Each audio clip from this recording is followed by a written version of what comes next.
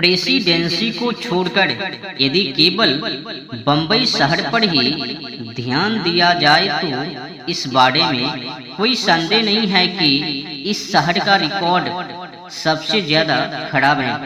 पहला हिंदू मुस्लिम दंगा 1893 में हुआ।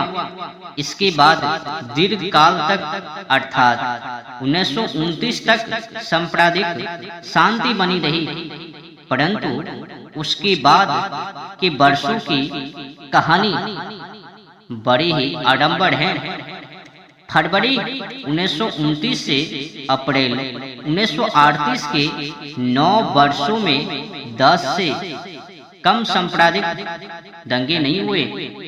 1929 में 2 सांप्रदायिक दंगे हुए।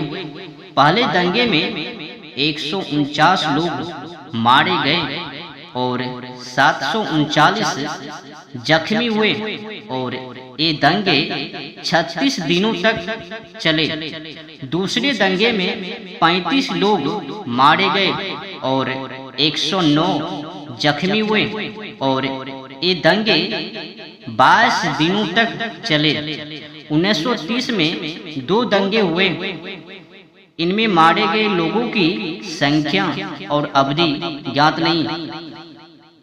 1932 में फिर 2 दंगे हुए।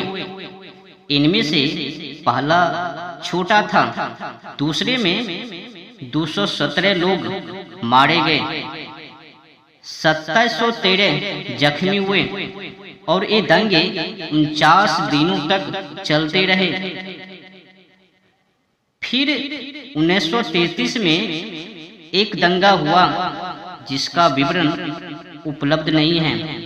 1936 में एक दंगा हुआ जिसमें 94 लोग मारे गए और 632 जख्मी हुए और यह 65 दिनों तक चलता रहा।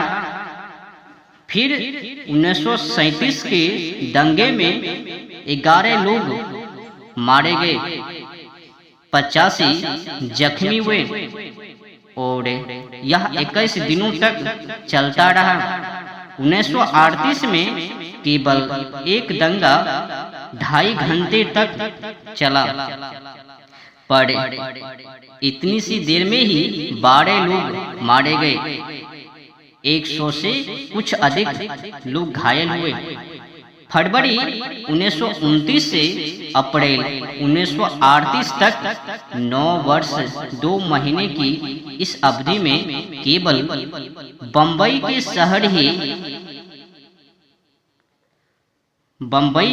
शहर के ही हिंदू और मुसलमान 210 दिनों तक इन रक्तपातपूर्ण झगड़ों में उलझे रहे, जिनमें 550 आदमी मारे गए और 4500 जख्मी हुए।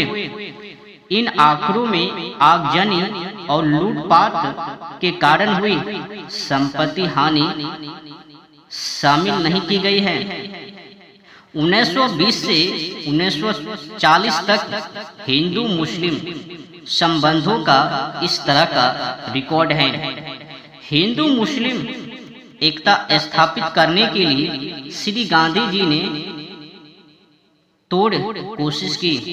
यदि उसे सामने रखकर देखा जाए तो एक अत्यंत ही दुखद और दिल दुखाने वाला चित्र उभरकर सामने आता है। यह कहना होगा कि यह हिंदुस्तान में हिंदुओं और मुसलमानों के बीच 20 वर्षों तक चलने वाले गृह युद्ध का रिकॉर्ड है, जिसमें सशस्त्र शांति के छोटे छोटे अंतराल गुजरे हैं। इस गृह युद्ध में आम तौर से तो पुरुष ही शिकार और उत्पीड़ित हुए, परंतु उत्पीड़न से महिलाएं भी नहीं बची। शायद यह पूरी तरह ज्ञात नहीं है कि कितनी महिलाएं इस सांप्रदायिक उपद्रवों के दौरान उत्पीड़ित की गई। समूचे हिंदुस्तान के बारे में जानकारी उपलब्ध नहीं है, किंतु बंगाल के बारे में कुछ जानकारी उपलब्ध है। 6 सितंबर 1932 को पुरानी बंगाल विधान परिषद में बंगाल प्रांत में स्त्रियों के अपहरण की घटनाओं से संबंध प्रश्न पूछे गए थे। तत्कालीन सरकार ने उनकी उत्तर में बताया कि 1922 से 1927 के बीच 568 महिलाओं का अपहरण किया गया। इनमें से 101 अविवाहित थे और 467 विवाहित। जब पूछा गया कि अपहरण की गई महिलाएं किस समुदाय की थी, तो बताया गया 101 अविवाहित महिलाओं में 64 हिंदू, 29 मुस्लिम, 4 ईसाई थी और 4 का यह पता नहीं कि वो किस संप्रदाय की थी। 467 विवाहित महिलाओं में से 331 हिंदू, 122 मुस्लिम, 2 ईसाई थे और 12 का पता नहीं कि वे किस संप्रदाय की थी। ये आंकड़े उन मामलों के हैं जिनकी रिपोर्ट की गई थी और जिनकी रिपोर्ट नहीं की गई थी उनका पता ही नहीं चला। आमतौर पर 10% मामलों में ही रिपोर्ट की जाती है या उनका पता चलता है और 90% का पता ही नहीं चलता।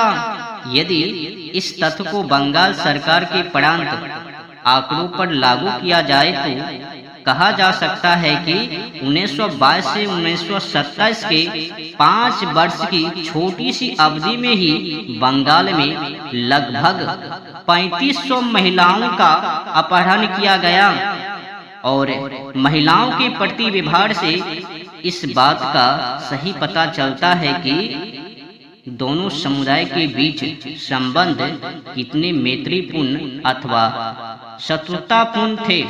इस बारे में 27 जून 1936 को बंगाल के गांव गोविंदपुर में हुई एक घटना शिक्षाप्रद है।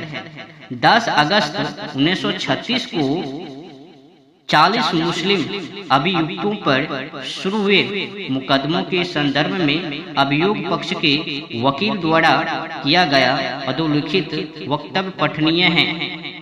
गोविंदपुर के